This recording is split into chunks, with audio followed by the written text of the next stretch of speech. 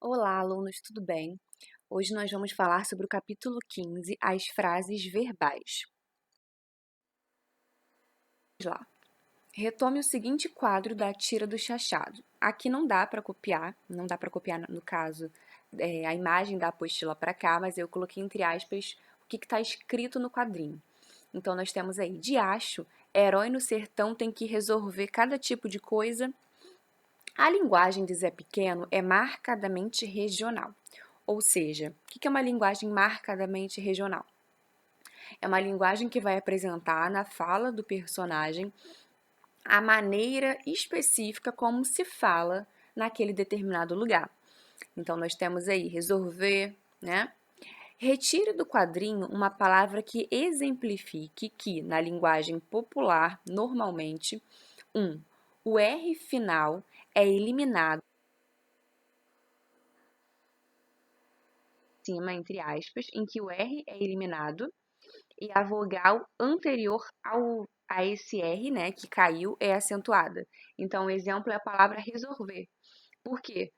Como é que nós escrevemos essa palavra de maneira seguindo a norma culta?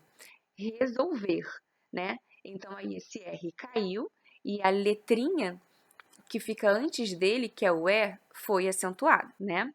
Temos aí um acento circunflexo. 2. As vogais E ou O finais são trocadas por I ou U.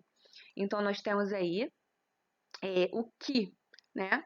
Porque aqui no que, como é que é a norma culta? Que, seria que o E, né? Aí a vogal, que seria o E, foi trocada por I, né? Depois, usam-se expressões regionais. Uma palavra que é usada em determinado lugar, no caso, no lugar em que o personagem que falou essa frase mora, né? Essa expressão é de acho, né? Uma expressão que é usada bastante no sertão, beleza? Então, resposta resolve, 2, que e 3, de acho. Dizer que o uso da linguagem regional nos quadrinhos, você acha que a linguagem regional ela empobrece o texto, já que ela apresenta muitos erros gramaticais? 2. Ela enriquece o texto, pois ela expressa valores legítimos da cultura local. C. Torna o texto confuso, já que representa a fala com a escrita. D. Amplia a significação do texto, pois se escreve uma coisa querendo dizer outra. Desvaloriza o texto, pois trata com preconceito a linguagem do povo. Então, aqui, gente, a resposta vai ser a letra B. A linguagem regional, ela enriquece o texto, porque ela expressa valores legítimos da cultura local. Que valores legítimos são esses? É a maneira como aquela linguagem é usada naquele determinado lugar. Então, olha só, nós vivemos no Brasil.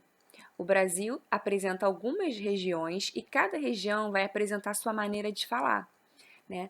E cada estado, muitas vezes, também. Por exemplo, falando da região sudeste, nós temos aí o Rio de Janeiro, São Paulo, Minas Gerais e Espírito Santo.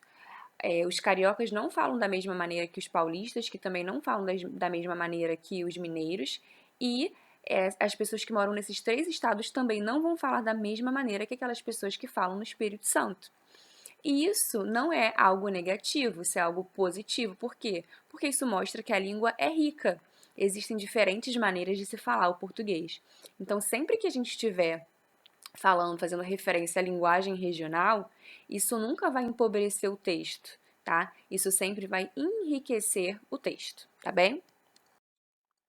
Considere o último quadrinho da tirinha, que eu falei para vocês que não dá para copiar, mas eu copiei, não dá para copiar a imagem, mas eu copiei a fala, né? Considere o último quadrinho da tira. Marinês não possui nenhuma fala nesse quadro. Escreva uma fala para ela representada por. Então, nós temos aí. Será que tu resolve chilique também? Então, nós temos a imagem de Marinês e Marinês está aborrecida, né? Então, nós temos que escrever uma frase nominal que represente a imagem de Marinês, ou seja, se é uma frase nominal não pode ter verbo, e se é uma frase verbal tem que ter verbo, certo? Então, gente, vamos lá. Uma frase nominal. Como estamos falando aqui sobre uma uma variedade regional, né? Nós temos como sugestão uma frase nominal para ela seria araçu. Então, A-R-A, vírgula, sou, né? Ela mostrando uma indignação. Na imagem dá para ver melhor, lá na apostila. Então, ela araçu. E uma frase verbal. A frase verbal seria falei e disse. Por que que isso é verbal? Porque tem verbo. Nós temos dois verbos, o verbo falar e o verbo dizer, tá? Observem a imagem e me digam se vocês entenderam com clareza. Nós temos lá marinês aborrecida, né? Continuando. As frases verbais são muito ricas para o estudo do enunciado. Ao empregar-se um verbo conjugado, automaticamente revela-se a ação praticada, o tempo que ocorreu e a pessoa do discurso. Observe. Sou o maior dos heróis. Então, nós temos aí, eu, hoje, sou. Um único verbo já nos dá muitas informações sobre esse enunciado. Portanto, uma frase verbal receberá um nome especial. Prestem atenção, nós tínhamos falado sobre frase nominal e frase verbal. Agora nós estamos ampliando esse conhecimento. Uma frase verbal receberá um nome especial. A verbal, tá? Será também chamada de período. E cada verbo demarcará na frase a existência de uma oração. Como assim? Vamos aos conceitos.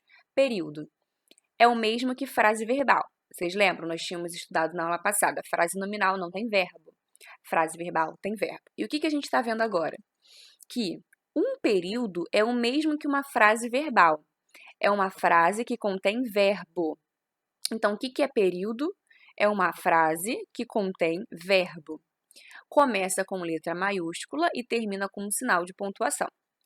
Ok, agora vamos ao conceito de oração. Oração é um enunciado que se organiza em torno do verbo.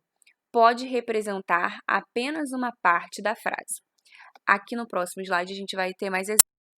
Então, continuando. Considere a seguinte frase. Sou o maior dos heróis e estou aqui para proteger vocês. Então, olha só. Nós temos uma frase, certo? Nós temos uma frase verbal, né? Porque nós temos verbo. Ok, então olha só. Sou o maior dos heróis e estou aqui para proteger vocês. Uma frase, né? E aí nessa frase nós temos três verbos. Quais são? Sou, estou e proteger. Aí nós introduzimos aqui o conceito de período, né? Então olha só, nós temos uma frase e aí nós temos um período. O período também começa com a letra maiúscula e termina com um ponto final, tá? Ele é igual ao conceito de frase verbal. Ok, e aí o que muda é que temos uma frase, um período, ok. Mas dentro desse período nós temos três orações, porque eu não falei para vocês que o enunciado ele gira em torno, a oração gira em torno do verbo. Então, um verbo, uma oração, um verbo, uma oração. Fica mais fácil de entender isso aqui embaixo, ó. Nesse caso, uma mesma frase possui três verbos. Isso significa que se trata de um período com três orações, já que cada verbo demarca a existência de uma oração. Então, olha só. Oração 1. Sou o maior dos heróis. Por quê? Porque eu tenho um verbo, o verbo sou. Então, sou o maior dos heróis, eu tenho uma oração. Depois, continuando. E estou aqui, acabou aí. Por quê? E estou aqui, temos mais um verbo, estou. Continuando. Para proteger vocês. Para proteger vocês, acabou, né? Aí. E aí temos mais um verbo, proteger. Então, olha só. Como que você vai saber quantas orações você tem? Você vai contar o número de verbos. Então, se eu tenho 4 verbos, eu tenho 4 orações, tá? Por fim, a oração corresponde a apenas uma parte da frase, do período. Por quê? Porque lembra que nós fomos dividindo de acordo com o verbo. Teve um verbo, parou ali, então uma oração. Depois outro verbo, parou ali, mais uma oração, né? A oração corresponde a apenas uma parte da frase, do período. Se o período possui apenas um verbo, dizemos tratar-se de um período simples. Se possui dois ou mais verbos, dizemos tratar-se de um período composto. Então, olha só. Período simples é uma frase verbal que possui apenas um verbo, portanto, uma oração. Período composto é uma frase verbal que possui mais de uma oração. Então, exemplo, gente, período simples, como eu falei, é uma frase que possui apenas um verbo. né? Então, se só possui um verbo, só pode ter uma oração. Então, se eu digo assim, Maria sorriu para João. Maria sorriu para João. Quantos verbos eu tenho aqui? Sorriu. Então, eu tenho um período simples. Agora, se eu digo assim, ele trouxe o livro, mas você não o leu. Aí eu tenho um período composto. Por quê? Quantos verbos? Trouxe e leu. Ele trouxe o livro, mas você não o leu. Primeiro verbo, trouxe. Segundo verbo, leu. Então, se eu tenho só um verbo, eu tenho um período simples. Se eu tenho dois ou mais, eu tenho um período composto, tá? Então, gente, espero que vocês tenham entendido.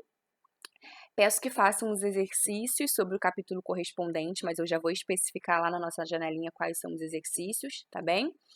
E, por favor, mandem as dúvidas, tá? Eu vou colocar o gabarito comentado para que vocês, em primeiro lugar, façam as questões depois, confiram lá o gabarito e mandem todas as dúvidas que vocês tiverem. E estaremos disponíveis sempre no nosso horário de aula, tá bem? Beijo, estudos. Até mais. Beijo.